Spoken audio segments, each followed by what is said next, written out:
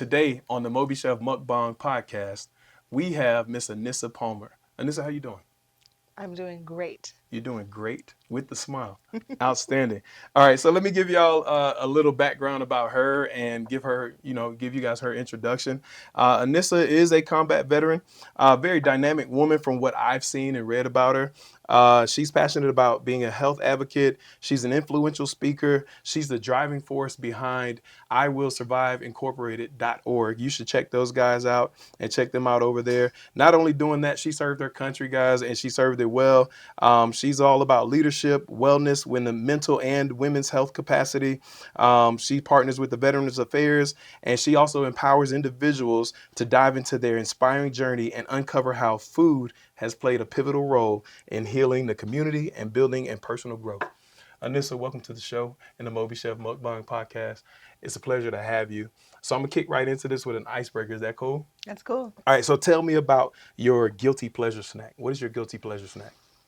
Oh, it depends. If I'm driving on a long trip, I love cheese popcorn.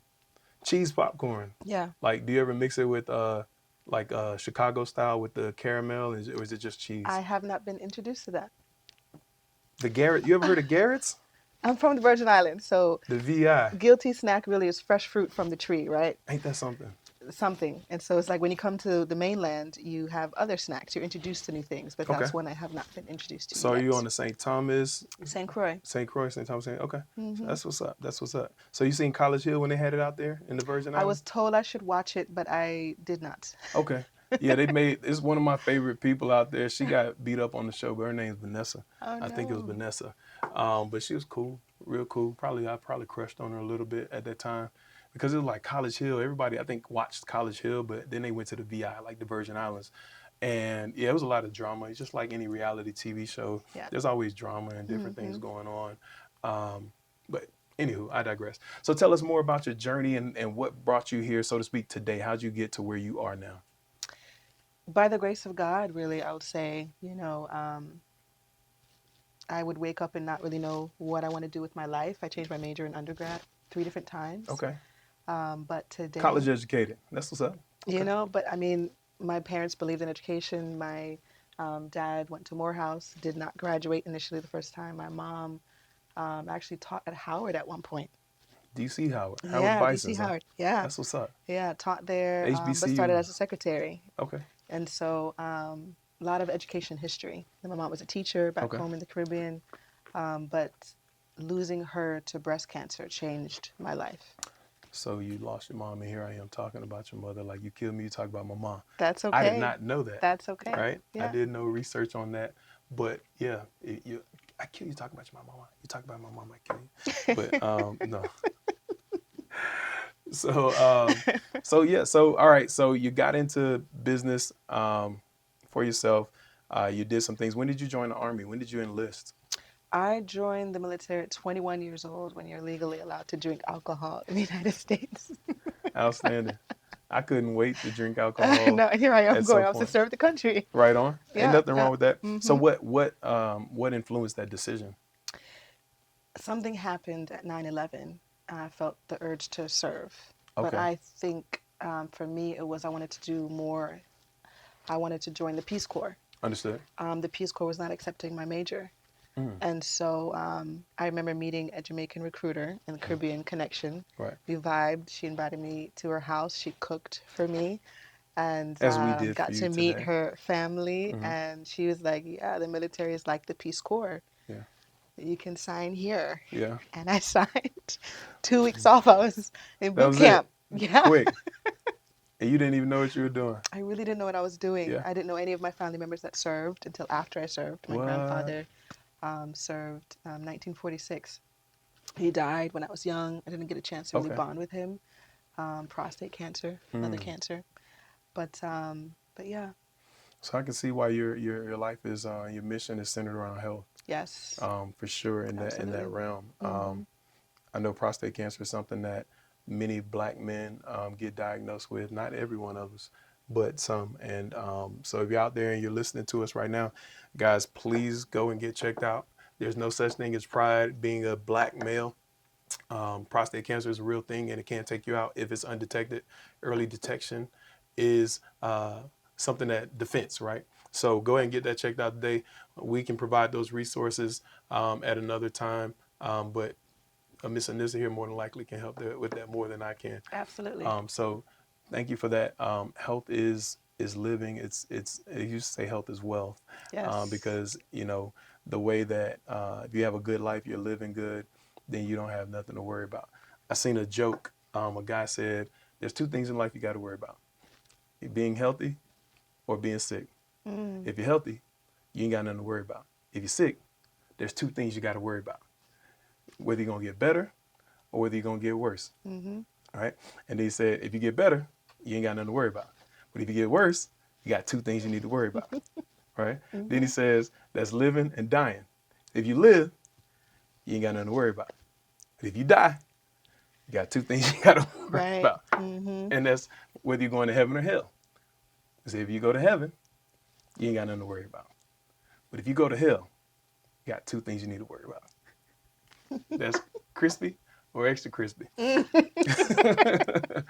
So it's a joke, man. It just that got me, and I'm glad I was able to get through that. But Yeah, man, yeah. listen, this food is here. Like I've been looking at, it, I've been smelling. I don't know about you.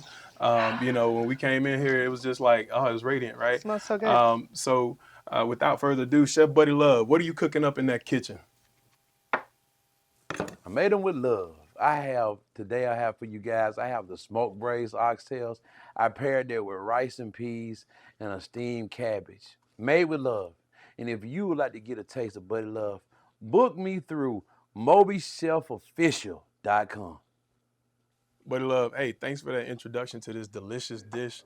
We knew it was oxtail, just didn't know how you made it and what you did with it. So thank you so much, sir. All right, you ready to dig into this thing? I'm I've, ready. I've been waiting, so I just want to give it a shot. Let's see what we got here. All right. This look. What kind of effect you think this is gonna have?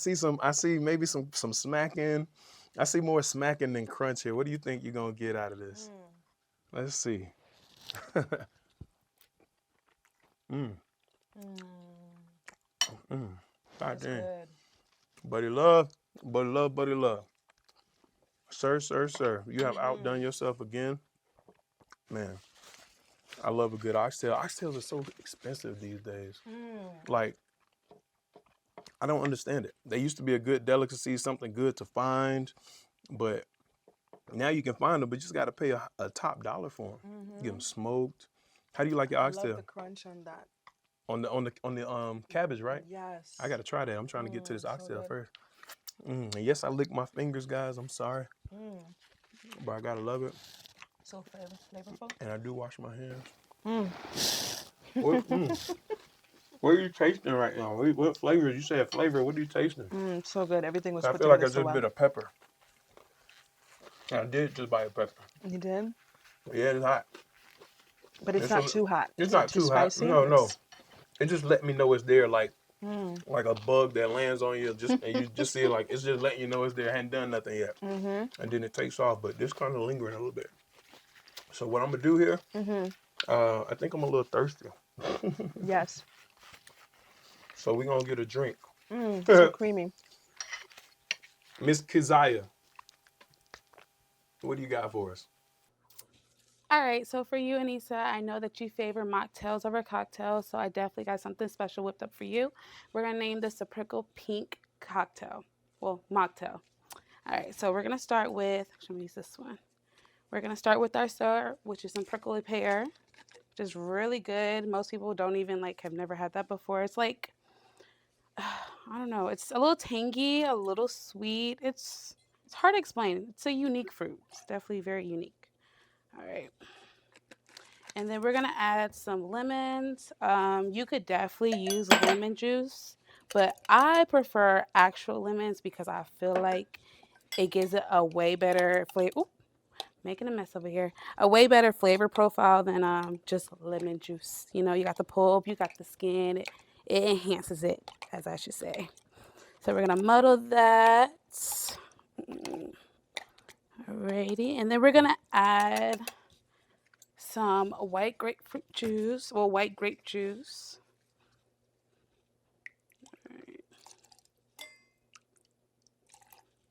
All right. So now we got some ice, so we're gonna add all that together. I'm gonna shake it up.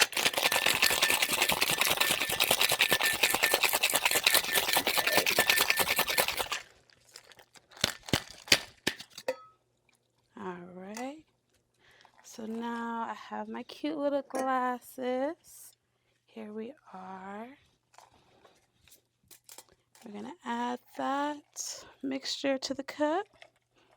And I didn't fill it all the way up because we're gonna add something else. We're not done yet. There we go. And then we're gonna top that off with some Sprite.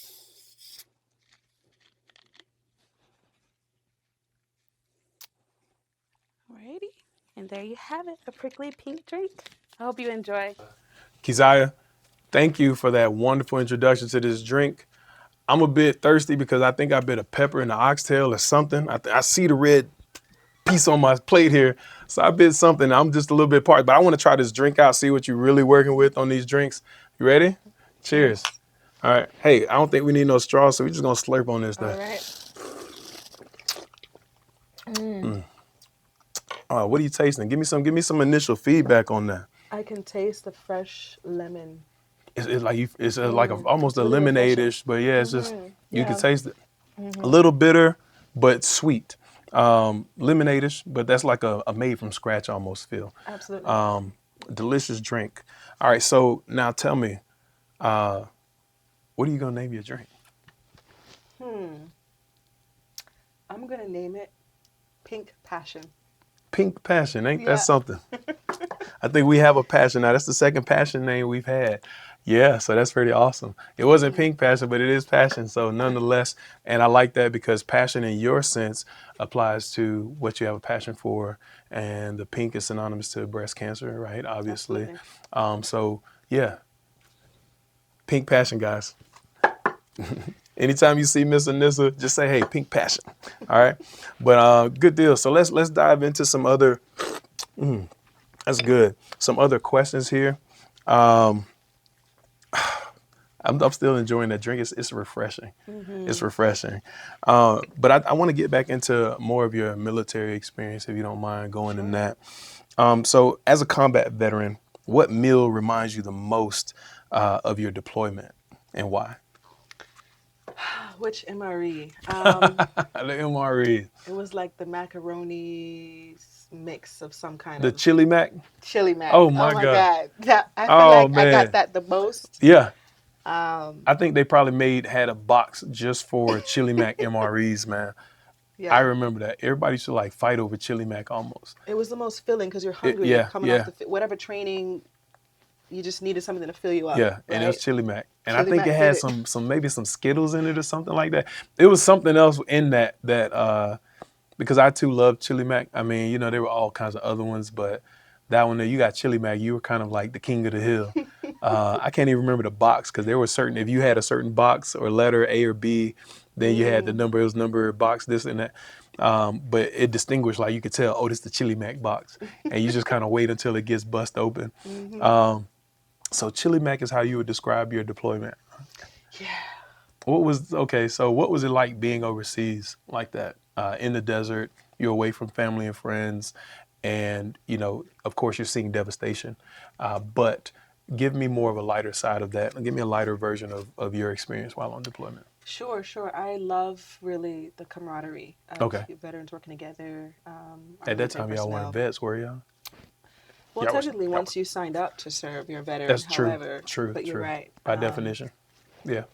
But yeah, all our military personnel are coming together to work on missions. Yeah. One peaceful mission I really remember, we donated scholastic books to an orphanage. And as soon as you walk into this orphanage, you see kids with missing fingers and limbs, and their families sold themselves to get into the war because they're impoverished. And what do you do in that environment? And you have your children helping you build IEDs, improvised explosive devices, right? And Yeah. so it's traumatizing almost, but it's like, Yeah. okay, we're trying to do something good here by I get that. educating, because there's power in education. You know what I've always thought about was, all right, we got hit, 9/11 happened, right? And that was second time that I've known in U.S. history that our country was attacked on our U.S. soil. Mm-hmm. Pearl Harbor was the first one. I've seen the movie. I've read the stories. I've even talked to a few people that served in that before they passed away in that era, and it was all just devastating to hear that. Hey, we have this so much pride. We'll never be attacked on our soil. They'll never come get us. And then it happens again in 2001, and it rocks the country again. So, like you, I saw that that tragedy, if you want to call it that, Mm-hmm. that action, that terror, and I knew that something that was going to happen. I was like, oh, they done came and knocked on the devil's door, and they about to get it. We're going to war. Mm-hmm. So I called myself one of the volunteer. I was a volunteer, so to speak. I thought a draft was coming. I thought a lot of things were happening, and sure enough, I said, you know what? I'm not a voluntold guy. I'd rather volunteer. So I was like, you know what? A month after 9/11, I was in the Marines. I signed up in the Marines that October of 2001, and I never looked back. You know, of course, there were times where I was like, did I make the right decision? Because Yeah. you have that aha moment or that Uh-huh. oh crap moment where it's like, maybe I can go back home. I need my mommy right now. Nope. Uh, and so, once you get it, though, it's like you've crossed that Rubicon. You're there. You're making it happen. But the reason I brought that up was because we're in these other countries and we go and devastate their governments, devastate their economies, and we devastate the people there and its citizens.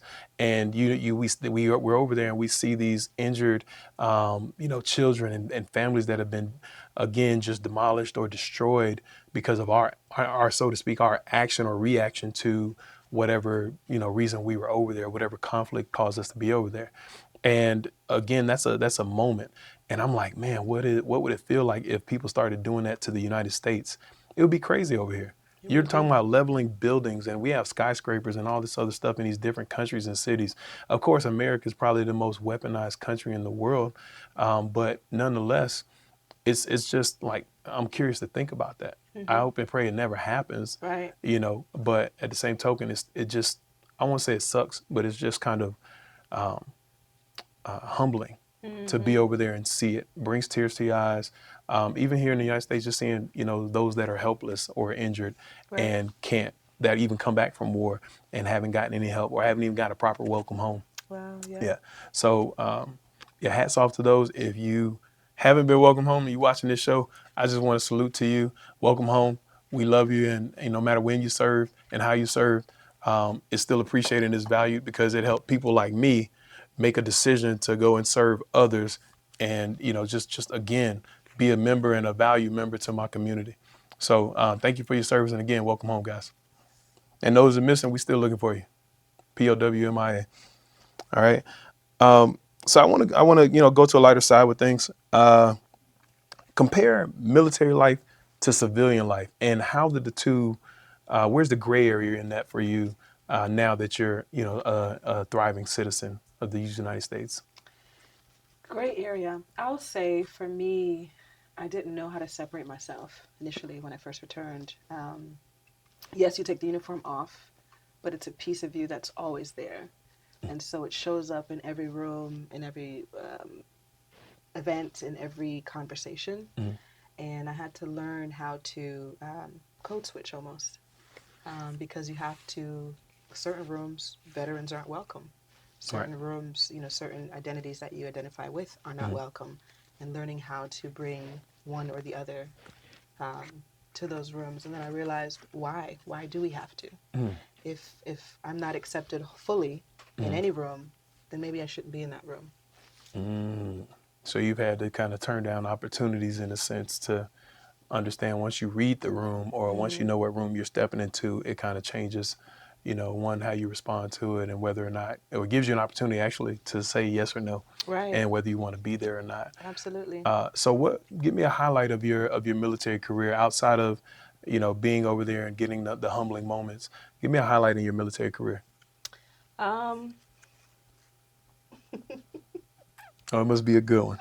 It must be a good one. there were there are some not so great ones, I understand. but You can share those too. I mean, it's open forum. there were a time, and this is almost embarrassing Okay. for some of the stories that I Okay. have, but I was so grateful to be able to help make change Mm-hmm. in the military for so many things. And this goes back to even with um, some of our higher ranking officials who did things and kind of got passes, and our lower Ain't that ranking something? guys who did things that didn't get passes and Mm-hmm. lost their rank and lost benefits for their families and all the things. And so Oh man, my goal while I served was to help make change in that space. Equality across the board. You know, I understand if that. you did it and this person did it equally, you know, the cards are dealt fair chance for everybody. And so I laughed because I remember this high ranking official coming into my office and asking for a character witness letter. Hmm. And I did the same They laugh did something just bad, now. They right? did something bad. And I just really, you have the audacity to walk into my office. You in my office? In my office. Ha ha ha. And yeah, all the characters Yeah, wanted yeah. to come to me Of course there. it All the does. characters wanted to come to me Because there. that's how you have to be. You have to be a character, entertain characters. Man, and Yeah. I remember too, I took acting classes coming out of the military too, because it was like sometimes you had to Mm-hmm. be an actor almost, Yeah, you right, in do. those spaces. Yeah. But yeah, we got him kicked out, and it felt good Yeah. because it was finally changed was coming. What did he do? If you can you share it? Oh, don't drop your fork, boy. When there's a sexual Okay. Yes. incident from Sharp. molestation to rape, anything of that sort, I have a kind of no tolerance. Like my father is a huge advocate against that as well, right? And so yeah, I was like, wow, this man has the audacity So to let come me into my ask you office. something about that. Because Yes. I'm a male that served, right? Mm-hmm. And I served in the United States Marine Corps from 2001 to 2009. I got out for like 8.5 years and decided to go back into the military because I wanted to serve again because I was around what we call old heads or vets. Mm-hmm. And they were like, man, if I still had a body to serve, I'd serve. And I'm Mm. listening to these guys while they have coffee and things like that. And, they're like, yeah, I love to serve. You're still young, man. Why Mm. aren't you still serving? Why'd you get out? And I'm like, yeah, why did I get out? You want to know why? Why? 2007, I was in the reserves and it was time for me to re-up, Okay. right? So I did a 6x2 contract. So 6 years from 0106, time to re-up, and I was ready to pick up my sergeant. This is in the Marine Corps. I was a corporal, E4 NCO. So I'm like, okay, well, you know what? I can if I go and do what I got to do, we had MCI's Marine Corps Institute. Mm-hmm. If I do all my NCIs, all my education, I'll be able to get this meritorious promotion to sergeant, and then I can get a bonus because the Marine Corps does not give out bonuses, right? They were just, hey, it's what you can do for the Marine Corps, not what the Marine Corps can do for you. That mumbo jumbo, Mm-hmm. which I mean, I'm with that. I believe it wholeheartedly. It's about what you can do for the organization, not what the organization can do for you. Because if you do for the organization, you'll pull the value out of it, Right. right, Right. from them. But nonetheless, it got to a point where I was ready for that, and I sat down with a supply sergeant because my unit, I think they were deployed at the time. Mm-hmm. So I went in and I was like, yeah, I'm coming to get my bonus and I want my meritorious. I'm thinking I had negotiating power. This man tells me and looks me into the soles of my eyes and he says, you ain't getting both. You only getting one or the other. And I said, well, I'm taking neither. I'll take my checkout sheet. And that day I had my gear in the truck. Well, at that time it was a car, but I had my gear with me and I turned it in. And that was my Marine Corps career. Mm-hmm. Yep. And I never looked back, but I regretted it because I wasn't upset. I was just like, I did all of this stuff for the past year or two Mm-hmm. and only to get told that, hey, I wasn't worthy of a bonus and my meritorious promotion, even though Mm-hmm. I earned both. They're like, we'll give you sergeant as soon as you sign up. I'm like, okay, but give me the bonus too. Can't do that. Okay, well, I'm out. So that's Mm-hmm. what happened there. But I got back in and I wanted to bring that full circle. Got back into the Army and then all of a sudden I started hearing about something called SHARP. And, that's the sexual harassment and assault. I can't remember what the RP is. But nonetheless, it was a big thing because it was Mm-hmm. just sexual harassment. And it's like what I found out through discovery was that, and research on my own was like, hey, you can get in trouble for anything. You could blink 3 times at a woman and she says, I feel some kind of way about that. Or the person that's watching us have a conversation saw me blink or wink 3 times at you and they would say, oh my goodness, I feel uncomfortable and, do something about that. He should be in trouble. So to that point, I understand about protecting our women, right? I understand about women's rights and things like that. So how do you feel about women who lack the integrity in that and use it to their advantage? Oh, I'm against it.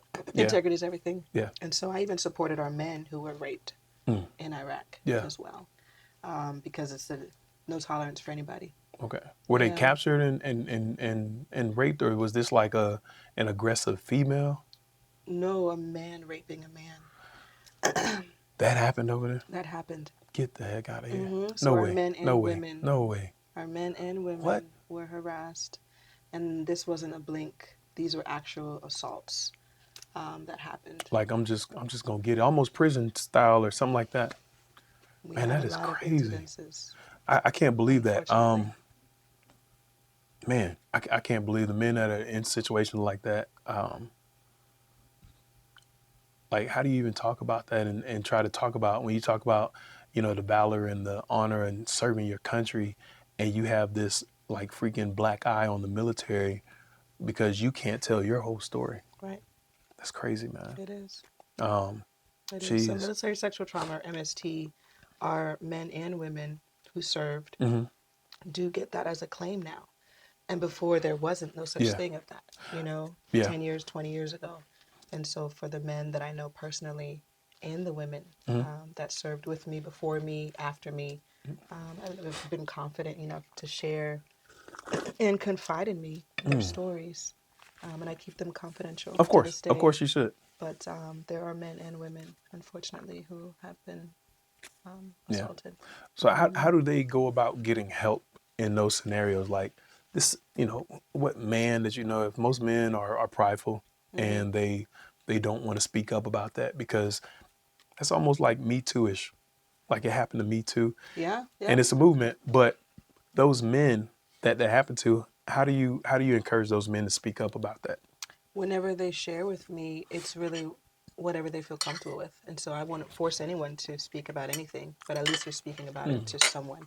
Even if it's privately, that's okay. You need to get the help I that you understand need that. because it all affects our mental health when we I get keep it. things in, and that causes dis-ease, I get it. right? Whether it shows up in our skin, Mm-hmm. internally, externally, if you're not releasing, Yeah. whatever it is, Understood. and so I encourage them to at least just seek therapy. Mm-hmm.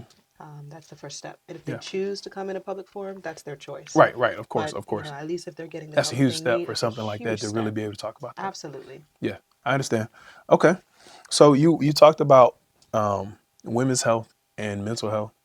You touched on that, and I talked about my experience with, because I just wanted to know, because a lot of people were receiving false cases and sexual harassment, and a lot of women were using that for sakes of whether it's a claim or to say that they were traumatized for this XYZ.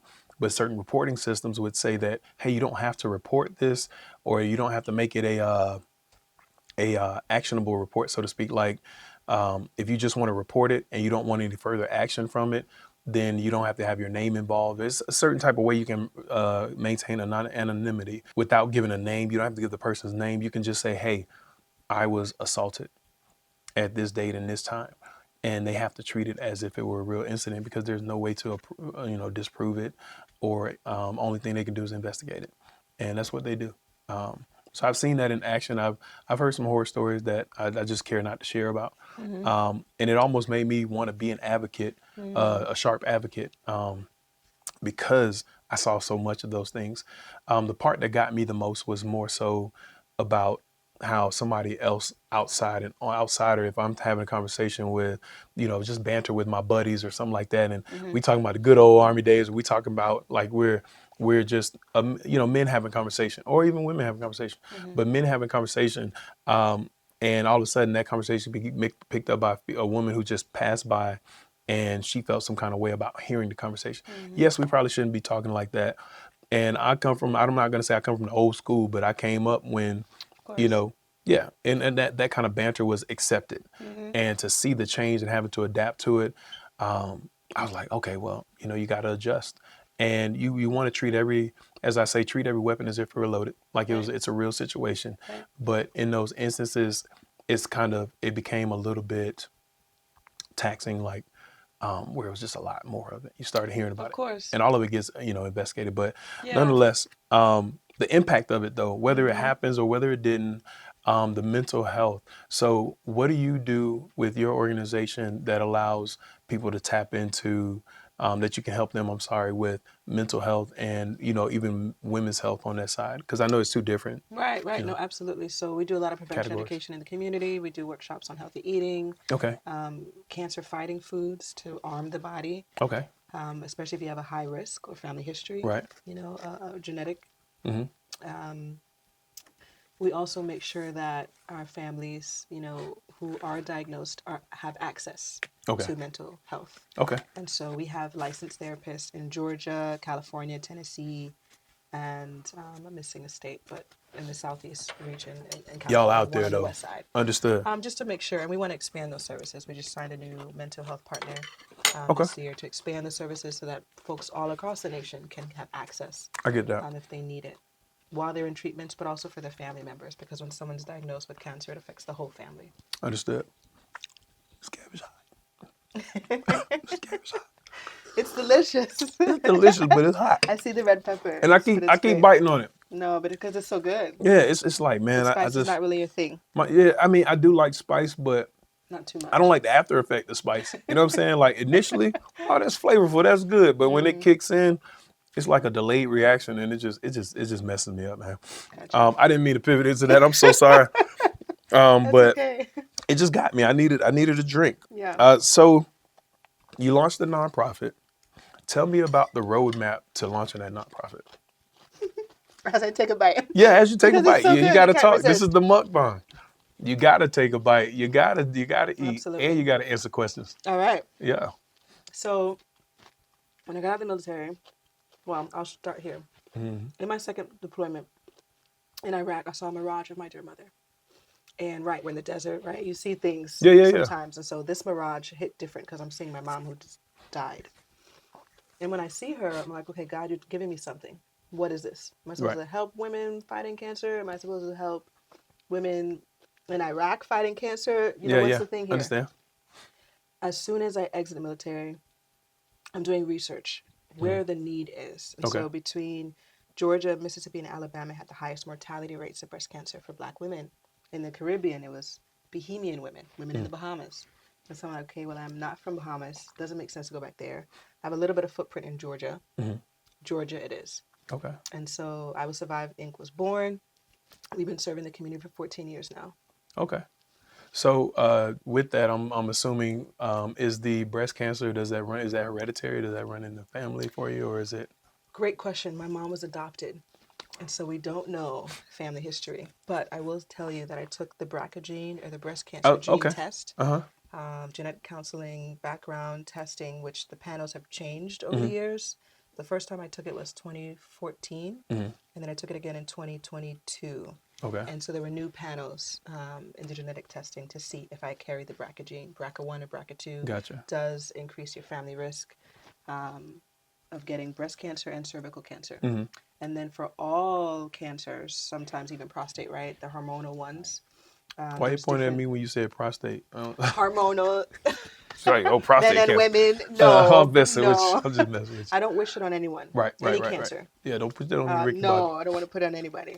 Right. Cancer is horrible. One of my greatest mentors, Mr. Thomas W. George Jr., just died of pancreatic cancer. And so more aggressive type of cancer. You posted about that, I think. Yeah, I saw that. Yeah. It was his birthday recently. And so his birthday and my mother's birthday is in April.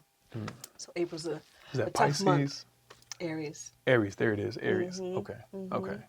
Yeah, I try to skip over that month a little bit. Why is that? Because I ain't talking about that on the air right now. Got it. Yeah. Okay. Yeah, we're good. Okay. Another conversation, another drink later. Got it. I need a more stiff drink. April just ain't it, and it ain't Texas. Well, so good things about April is it's National Minority Health Month. National Minority Health Month. And it's Stress Awareness Month. Okay. And something that's super amazing is it's National Jazz Appreciation Month. I think that should be every month. All of that stuff should be like every month. I agree. It should be like every day. Yeah. Like, are you doing this? It should be a checklist that you got to go before it starts. Yeah. Like, I get that. So, all right. So let's just segue to like business, right? Sure. Because you launched the business. It's a nonprofit. It's still a business.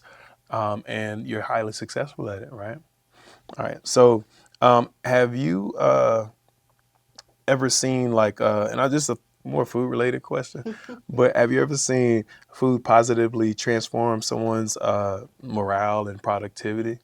And Oh, yes. how did that work? Give me a I second. have a beautiful story for you.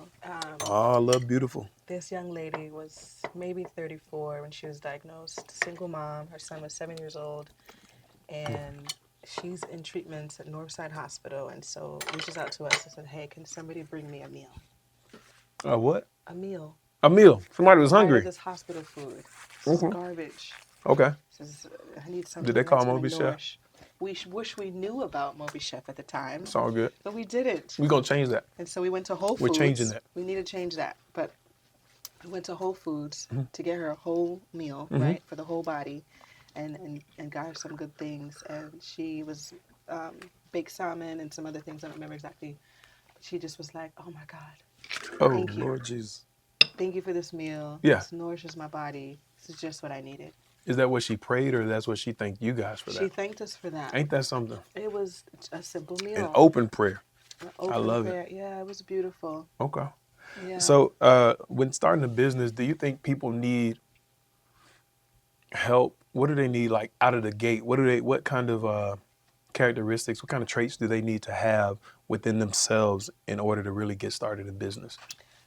I think inspiration. I mean, if you don't even have something that's going to wake you up out of bed in the morning to Right. complete whatever the plans are, the goals are for that business, then it's not going to thrive. I understand that. Because you can't be perfect at everything, right? If you Right. do a SWOT analysis on yourself or a SWOT analysis on your business, looking Yeah. at your strengths, your weaknesses, your opportunities, and your threats, then you can ensure, okay, I suck at this. I Yeah. need some experts in this area to help make my Got business you. thrive. Okay. Speaking of help, I'm glad you said that. Yes. What books, if any, would you recommend that someone in business from a help or a self-help standpoint, what would you recommend or think somebody should read like right out the gate?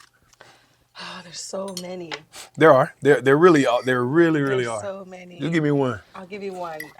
John Maxwell, Great Leaders Ask Great Questions. Mm.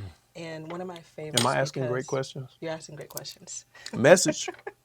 It's called a clue. But continue. I'm sorry. No, it's really great because how do you learn if you don't ask questions? Right. You know, and so there's so many business owners or entrepreneurs, Yeah. solopreneurs that don't move to the next space because they're not asking the right questions to grow. You know, it's crazy. John C. Maxwell has written quite a few books. Mm-hmm. One I've read is A Leader's Heart. The other one is 48 Laws of Power. Mm-hmm. And I can't remember this other one that I have. But the book that pops up in my head, and it's not John C. Maxwell, is As a Man Thinketh as well. And it's just there. But I've read so many different things. I'm not the most polished person in the world. I'm not the best or greatest leader. But I do love being able to pull life lessons and philosophies from books. Whether it allows me to help someone else or give them my insight, 9 times out of 10, ain't nobody listening to Chester. Because I talk about it so much and I move in what I talk. I don't just say I'm gonna do X, Y, Z. There was a time I did. I was a talker. You know, some people would like to say I have the gift of gab with certain things, and I had to own that, right? Because some people could say that, you know, in a respectful way or, you know, as an adjective and give you praise for it, you know, but others people can say that to demean you. Or to say that, oh yeah, you got to gift the gab, blah, blah, blah. Like it's a bad thing, almost like some pimp stuff or something crazy, you know, just downright disrespectful. That's all I want to say to that. Yeah. So, but I have owned that. I realized that because I was in sales and I had to figure out and be quick on my feet to be able to respond and help people get what I thought that they needed at the time, not what they really needed. And so I got to take a sip. So good. Yeah, that's so good. That's a refreshing drink. I need that on a hot summer day by a pool somewhere. Maybe not in this glass. Maybe not with this straw. I put it in something smaller, but Yeah. probably put it in a pitcher and just drink it. And then jump in the pool afterwards. But Yeah. nonetheless, you know, books, right? Getting your mindset right for business. Something that motivated me was something I read in a book of having a burning white hot desire to succeed. Mm-hmm. Woo! I need to get that up. All right, another drink. So I'm better refreshing. now. Okay. Yeah. You know, when you talk too much, and you have the gift of gab. That's what usually happens. Is your throat dries out or something Mm-hmm. like that. I'm gonna pop my little mint. I got it sitting over here I because I was made it. wondering what that was. It's called a lifesaver. You know what it is? Yeah, And yeah. it's about to save my life Got right it. now. You Good. understand? Lifesavers. Um, so books, right? And getting back into that again, I've read so like a lot of books. Probably didn't finish a lot of them either, but for the ones that I did read, ooh, it's still getting me. Jesus. So man, hey, choking is a real thing, obviously. But when we're getting back into books, John C. Maxwell has written a lot of them, and he has a leadership course or a speaking course. Somebody actually Mm-hmm. mentioned to me that, hey, I should sign up for it again. That was praising my gift of gab. And I was like, okay, well, you know what? I thought about it, but then they said it was $5,000 to do, and I was like, yeah, I can find a million other things I could do with $5,000 in my life instead of wanting to become a speaker. Which, hey, by all means, it's cool. I would love to be in that club of speaking and getting paid to talk to people, but sometimes I can run my mouth for free too. So I'd rather do that for now. But one day I'll set the stage, and the stage will be set where I'll be able to speak to people, and they actually want to hear and receive what I have to say. Right now, I'm just biding my time, doing what I got to do, but working toward that short, choppy steps. So you're out of your books. What do you think about the Bible? I think the Bible is one of the greatest books. I think it's a foundation for anybody when you're in a dark space, when you're in a good space, Mm-hmm. when you need some guidance, when you need to talk to Yeah, somebody. I've heard some things. If somebody said it as basic instructions before leaving Earth. Right? I I was love like, that. sounds good. Yeah, Sounds cool. And yeah. I said, you know what? It is the greatest. I was just telling somebody, I had a conversation the other day where the Bible is the greatest collection of stories Mm-hmm. ever told. Mm-hmm. And they're translated, because of course there has to be the original stories, and it gets, hey, I want to tell this part of the story. I want to tell that part of the story. And we know that by if I told you something, then you told that person. By the time got to the other person, it would not be the same story told. Right. That's how I believe will happen to the Bible Yeah. and why we are here now. So I'm gonna get past that. But we talked about your nonprofit. Congrats on that. I Will Survive Inc. All right. Be sure, guys, to visit iwillsurviveinc.org. That's another plug for her. But let's get into the community side of the nonprofit.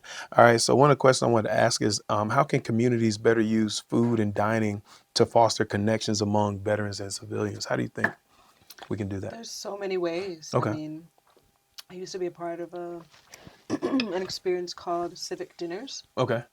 where if you were in love with a particular topic, Hmm. you can go meet at a particular restaurant and break bread, Yeah. have conversations. Funny story. Funny thing, not even story, but breaking bread. That was one of the things in philanthropic ideas that I had for the city of Atlanta. Hmm. Yeah, I'd love to break bread with them, literally and figuratively. Uh, Part of what I wanted to do from a philanthropic standpoint was feed their unhoused in a way that they have these three like shelter sites. So those that are unhoused, they Mm-hmm. put them in those shelter sites. I wanted to be able to find a way for MobiChef to be able to feed them, um, maybe on a monthly basis. But it's breaking bread. That was a title series. Mm-hmm. So if you're anybody that works for the city of Atlanta, if you're watching this right now, hey, we'd love to work with you. And this is my campaign speech to garner that support for that. But nonetheless, getting right into it and get back to it. Um, so going into community, how has, outside of the outreach that you've done, how has your community or how has your nonprofit supported your local community? Several ways. I Mhm. mean, from health fairs to Okay. providing access to screenings. Okay. A lot of education there. We get asked what age to start screenings. Okay. If there's family history, we talked a little about genetic testing. Right. And so that's a huge piece there. And then the other pieces in housing, actually, when you're talking about people who are unhoused. Yeah. We'll get applications or phone calls from families who are fighting cancer and need housing. Is it just veterans, or is it just, are you working with just anybody? Veterans and non-veteran families, and so it's open Okay. to everybody. And a lot of the families that, unfortunately, if you can imagine, someone in the household is diagnosed, you go from two head of household incomes to one, and sometimes zero. If there are two head of households there, Right. but if one person who is impacted with breast cancer or any type of cancer loses their job, FMLA is out or running out, you lose your job at that moment, how do you have health insurance to cover treatments? I get that. And so we have families sometimes calling us from shelters or hotels. And Wow. right, and so we have to do really emergency situation movements, which in the military taught us, how to stay calm in tough situations. Right, of course. Right. Adapt And and so overcome all the good stuff. all of it, right? And so you can't stress out. I remember training some of our team initially in the first 5 years of the kind of situations we might be in and how to maneuver around them. Yeah. Phone calls from cancer came back, or the cancer is spreading and it's now stage 4, it's just from stage 3, Okay. or metastasized to other regions of the body or spread to other regions of the body. And so those are always interesting conversations. We had a PA, physician's assistant, on our team at the time, and she was completely emotional Okay. when a survivor was trying to share, and so they can have a moment. Right. And so we have to train our team on how they need to hold it together so that our survivors and our clients need, get all the attention that they need in that time, so they can really be their authentic selves as we're being our authentic selves, and really can help them solve whatever problems they have, because it's not just the cancer sometimes. It's also food insecurity. Right. Or only have access to a food pantry that only provides canned goods, and it might be high in sodium and high in all types of different things that your body doesn't need, Right. especially when you're fighting something like a cancer. Yeah. And it's crazy because I worked at a couple of shelters during COVID, and more food banks and warehouses, and to see like the way food is not necessarily processed but brought in and donated. You go and look at the stuff, and it's like you're sitting here, it's like it's just food. It's not. It could be processed goods. It could be all kinds of different things, but most of it is unhealthy. It's like you're giving it to people, and it's like, man, these people have to eat this stuff, but if they have any ailments or any illnesses, they're going to get worse, and it's not going to help them. Absolutely. And so, I've been looking at, when I go to shopping now for groceries, I just go look at the backs of boxes and cans and bags, and I'm like, somebody told me the less ingredients, the better it is for you, or healthier it is. Yeah. And so I just look at those things now, and I'll say, no, put it back.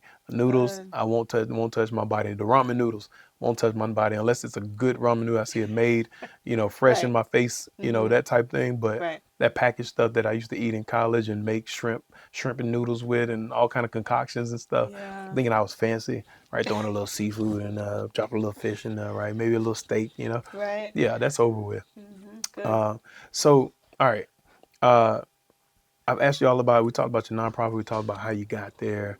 But what I want to talk about is how people can reach you. How can someone reach you if they're looking to get in contact with you or your organization to, one, give you ideas on anything, or two, partner with you? For me, directly, LinkedIn is my go-to. Okay. For anything organization related. It's our website, iwillsurviveinc.org. We have different sessions in the community with our board. We have currently 7 board members. Okay. And so even coming and attending to any of our quarterly board meetings, it's always open, and the public is welcome to come in and say, hey, I saw an incident where your organization could partner with. And so we'll get people who come and share those resources. If there's any opportunity for partnerships, we're always growing in partnerships because we're serving all across the Atlanta region. We were serving nationwide. We did have to scale back with the pandemic. But yeah, that's the best way. Okay. All right. So I have one big question for you. Okay. Are you ready? Yes. All right. Does salt go on grits or sugar? You know what's so great? I didn't know what grits was really until I moved to the mainland, and I had through the server line in the military, and I got plop, and I was like, "What is this?" And someone handed me a little salt packet that they had, and it made it taste so much better. Yeah. And so I'm grateful. And so I'll say salt. Salt. Yes. Oh man, outstanding. Hey, you good with me? All right. I appreciate that. Right. Yeah. So now what I want to do is something that I do now. I just have my guests take a big bite of food, and I got 4 questions to ask you, and we're gonna All right. rapid fire. Just don't spit on me. Okay. I'll do my best. All right. Let me get a good piece. Oh yeah, you got to get a good piece. You get cabbage, you get whatever. Just fill your mouth up food. Ah. Oh, now you gotta go more than that. You More. trying to eat now. You trying to eat. I need the smacking. I need all of that. This is your big bite right here. Mm-hmm. All right. Mm-hmm. So, coffee or tea? Tea. Morning or night? Morning. Land or sea? Sea. All right. That's all I got. I ain't have nothing else. I just wanted to hear and make sure you smacked on some food. Hey, thank you for coming. Thank you for sitting down with us. But unfortunately, your time here at the MobiChef Mukbang is up. It's been a pleasure. All right? Thank No you. problem. You have a good one. You as well. All right. Hungry for a meal like this and an experience like this? Book one of our chefs today at MobiChefOfficial.com. MobiChef brings the flavor, and all you have to do is get started. So visit our website today, and thanks for watching and listening.